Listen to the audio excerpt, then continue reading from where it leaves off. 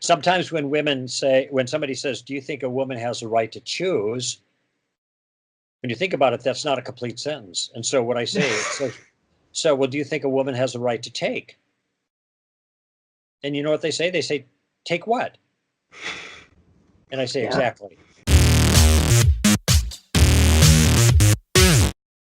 I did want to get your take because I know this is something you've been outspoken on, is the abortion issue. And of course, Right. in New York, not too long ago, they passed the law legalizing abortion up until the moment of birth. And then you even had Ralph Northam, the governor of Virginia, saying, yeah, even if a baby's born, we'll resuscitate it. It can be perfectly healthy sitting in the next room. And then we can have a discussion about whether What to to kill do it or not. next? Right. Yes, Yeah, I yes. heard that interview myself, and then Vermont was doing the same. And so you have states that are beefing up their laws and even their constitutions to protect the liberty. I'm not going to call it a right, though technically it is a legal right, but I don't think it's a legitimate right. So I'm just going to call the liberty to have an abortion. A couple of thoughts about this whole thing. First of all, none of these laws actually establish anything new because of the combination of Roe versus Wade and Doe versus Bolton going all the way back to 1973.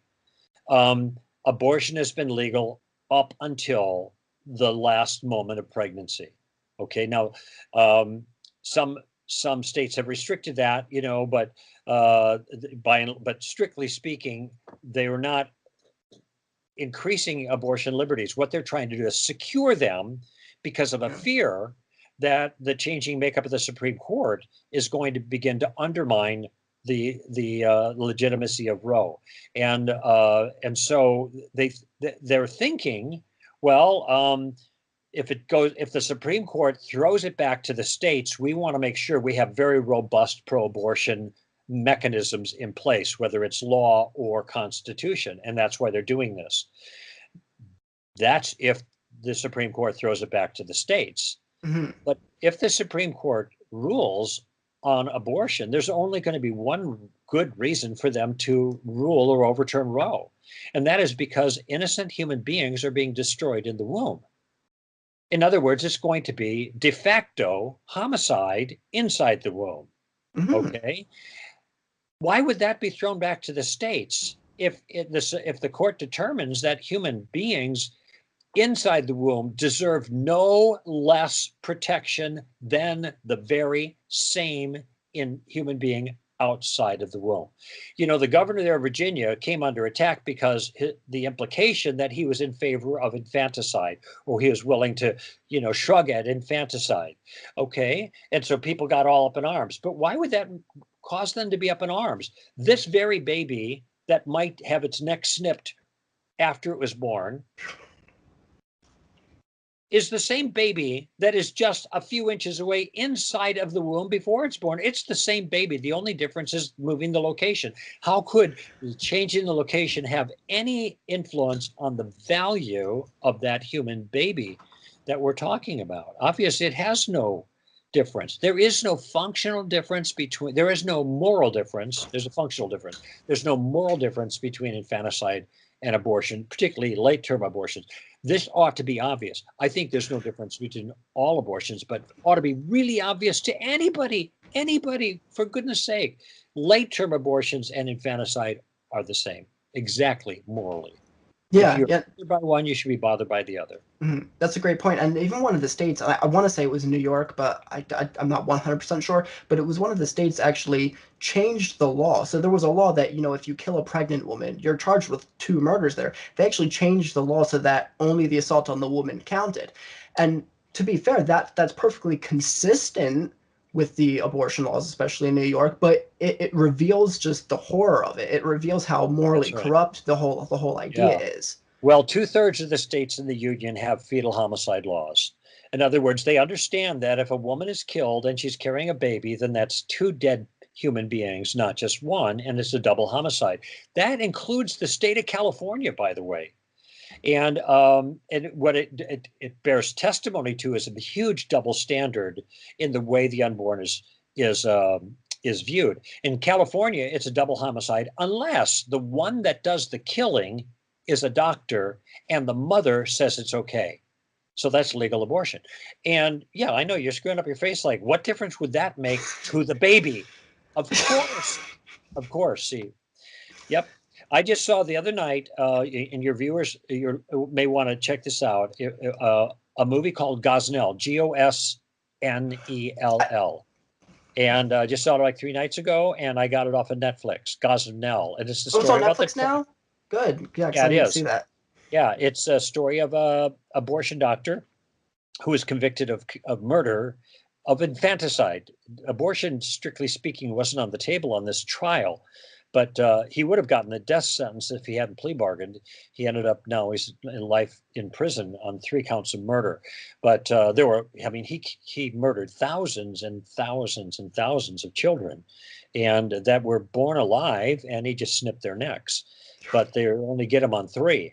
So, but just watch the movie, which is not campaigning against abortion. It is all based on the transcripts and all the particular details of this investigation, and you will get a very clear picture of this ugly thing that we're dealing with. Yeah. Um, One last thing I want to get to on this topic, if somebody just goes on YouTube and just Googles your name, Greg Koukl, what is like either at the top video or one of the top videos, and it's from years ago, you had a caller in on your radio show of a woman, criticizing your stance on abortion, Oh yeah. and she was saying, well, do you feel any obligation to these children to take them in after?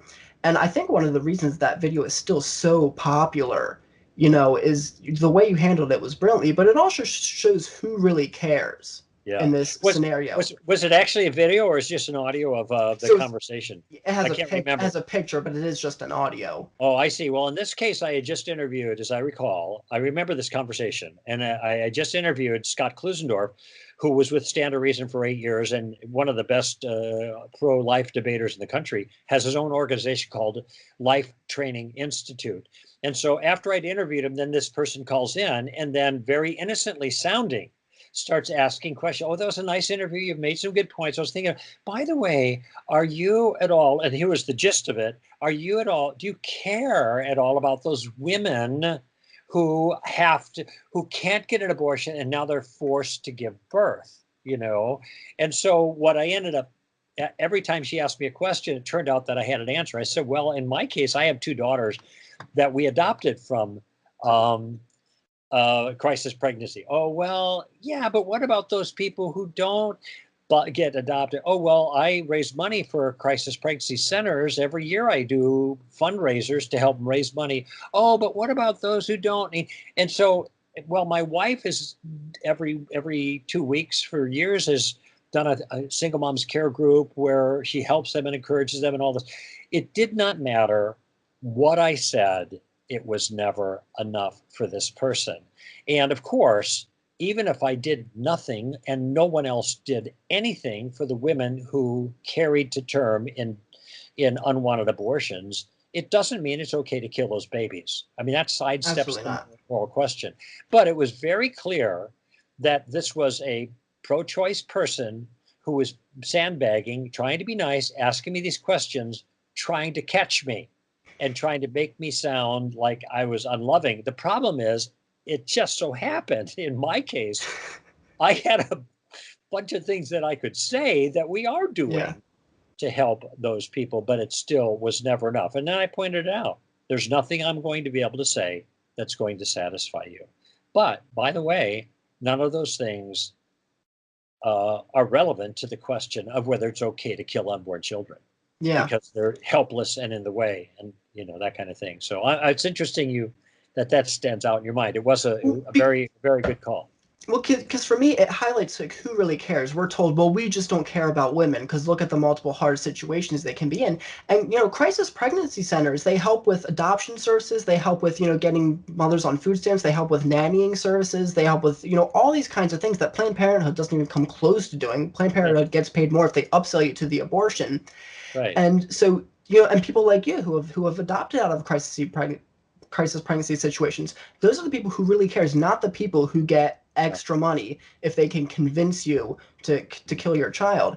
And it reminds me of one thing Steven Crowder says, which is, I'm pro-choice. I'm pro 4 choices: abstinence, contraception, motherhood, and adoption. I'm simply not Right. pro the 5th choice, which is the active taking of an innocent human life. Sure. Right, right. Sometimes when somebody says, do you think a woman has the right to choose?